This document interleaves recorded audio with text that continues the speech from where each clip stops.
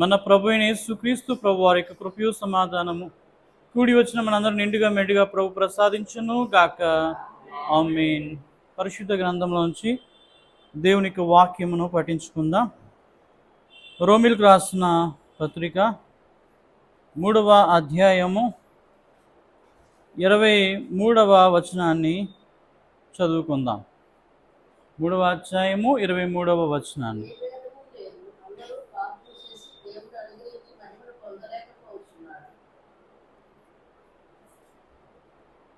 ఏ భేదమును లేదు, అందరూ పాపము చేసి దేవుడు అనుగ్రహించు మహిమను పొందలేకపోతున్నారు. ఈరోజు అంశం ఏమిటంటే, దేవుని మాట వినక పాపము చేసి దేవుడు అనుగ్రహించు మహిమను ఏం చేస్తున్నాం? పొందలేకపోతున్నాము. కనుక పాపము అనగా ఆజ్ఞను అతిక్రమించుటయే పాపము అనే సంగతి దేవుని వాక్యం మనకి వెల్లడిపరుస్తూ ఉంది.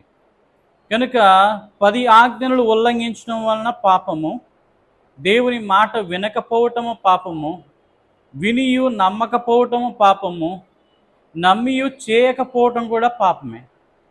ఏం చెప్పండి? ఒకటి వినడం, నమ్మకపోవడం పాపం. అలాగే నమ్మి చేయకపోవటం కూడా పాపమే. కనుక చాలామంది నేను దేవుని వాక్యం చదువుతున్నాను కనుక పర్లేదు అనుకుంటే కాదండి. వాక్యము చదివింది ఏం చేయాలా? నమ్మాలి. నమ్మిన వాక్యాన్ని ఏం చేయాలా? జీవితంలో నెరవేర్చాలి. అలా నెరవేరిస్తేనే మనము పరిశుద్ధులమై, అనింద్యులమై, నిర్దోషులమై, నిందారహితులమై దేవుడు అనుగ్రహించే మహిమను ఏం చేస్తామండి? పొందుకుంటా ఉన్నాం. ఇంతకీ మహిమ అంటే ఏంటి? మహిమ అంటే ఏమిటి? మహిమ అంటే ఒక ఉన్నతమైనటువంటి స్థితిని ఏమంటారండి? మహిమ స్థితి అంటారు. ఉన్నతమైన స్థితి ఏమంటారు? మహిమ స్థితి. మహిమ అనగా దైవత్వమునకు సంబంధించినది. దైవత్వమునకు సంబంధించినది కనుక మహిమతో కప్పివేయబడతాం మనం.